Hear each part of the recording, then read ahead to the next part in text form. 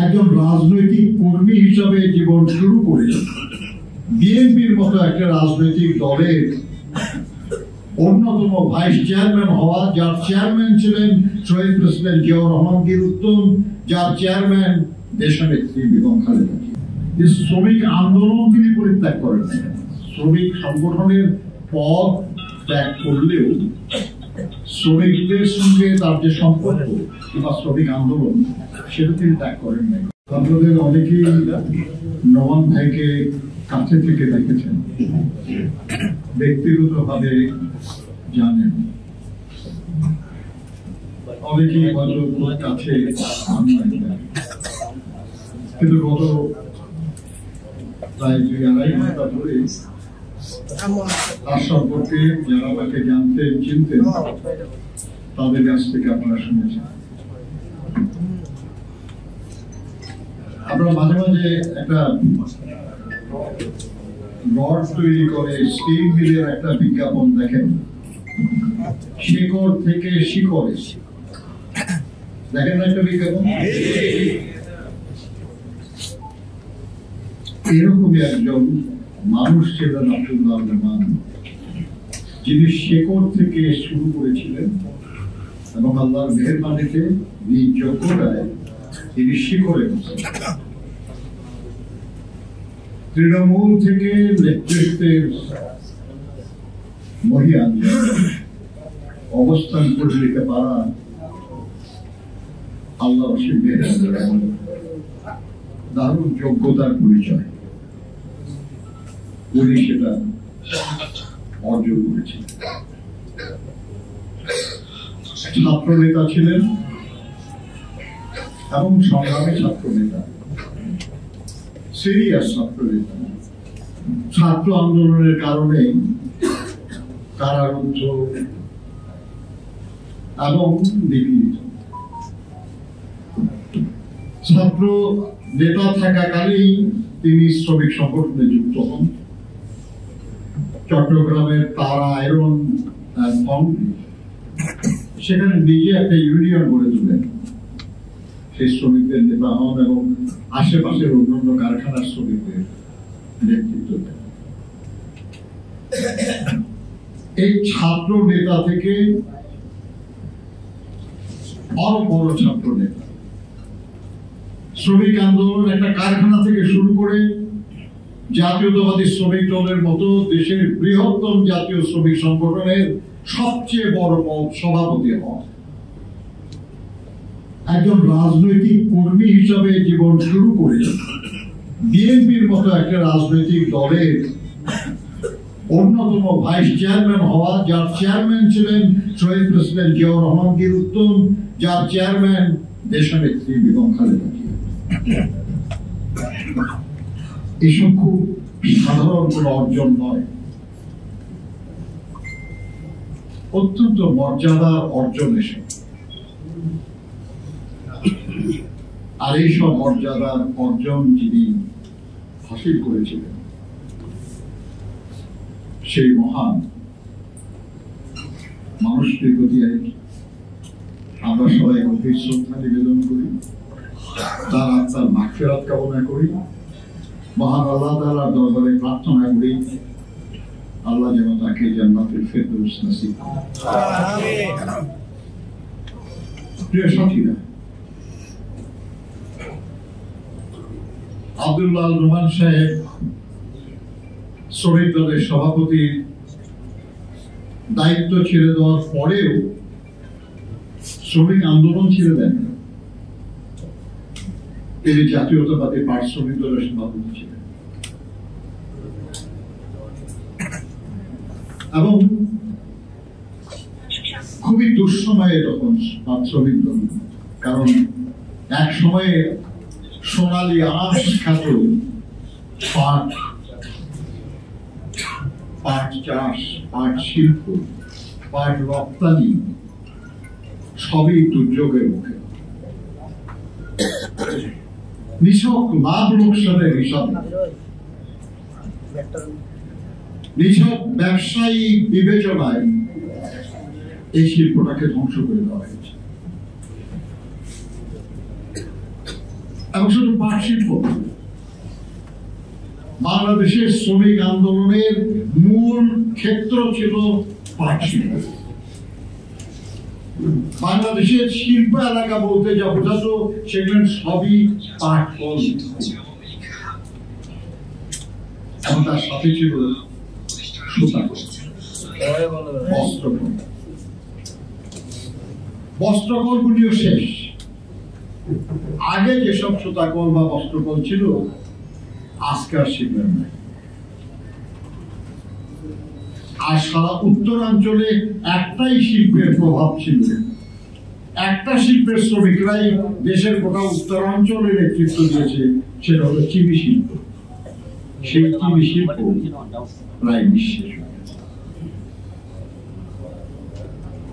যে চিনি শিল্পের উৎপাদন দিয়ে শহীদ জিয়ার আমলে আমরা বিদেশে চিনি রপ্তানি পর্যন্ত করেছিলাম, সেই চিনি শিল্প আজ নিঃশেষ।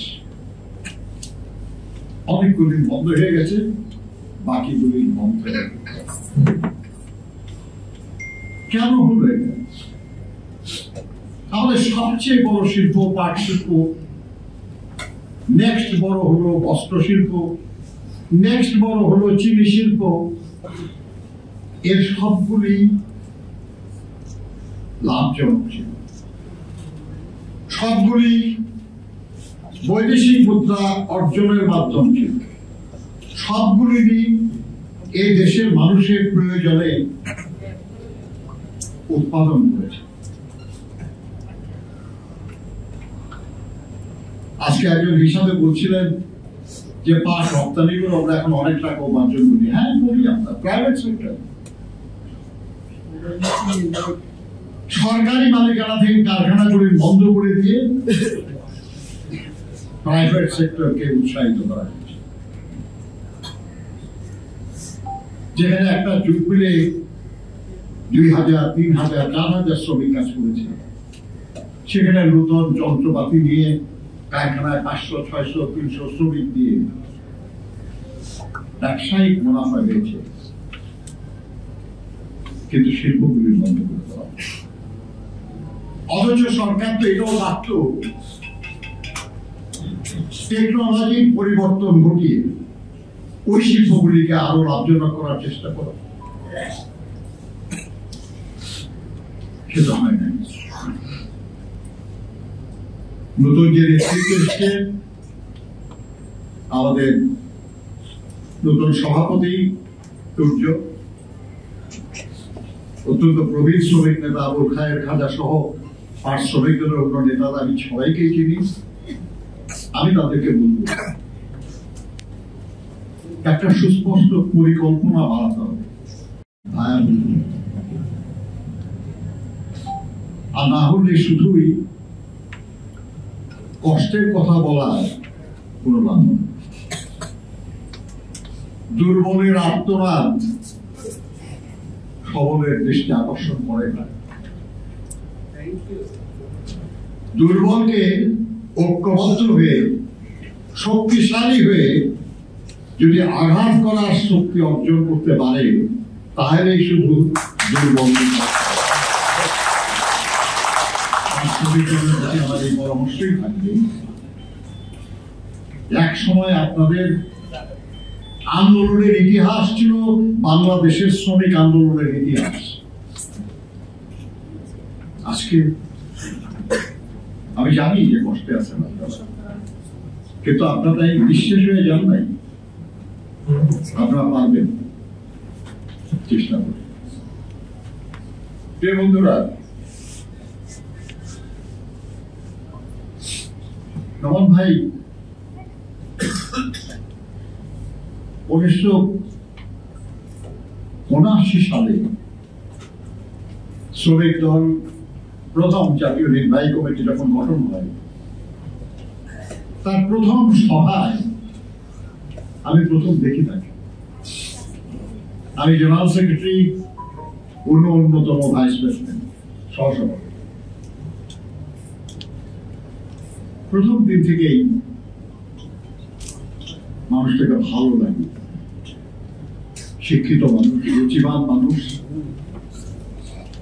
বোঝাই যায় যে একটা সাংস্কৃতিক ঐতিহ্যপূর্ণ পরিবার থেকে এসছেন এবং শ্রমজীবী মানুষের প্রতি তার দরদ আছে। এই সম্পর্ক জীবনের শেষ দিন পর্যন্ত আমাদের রয়েছে।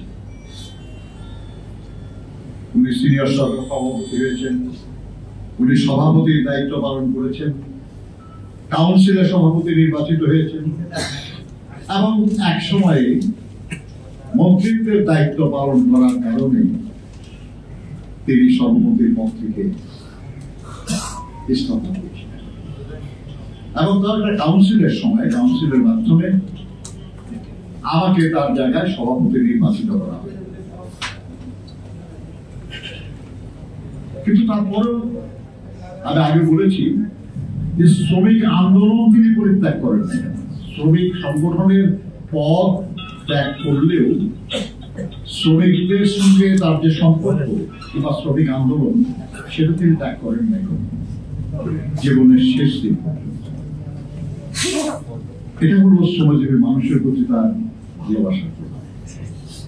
আমি বিশ্বাস করি শ্রমজীবী মানুষ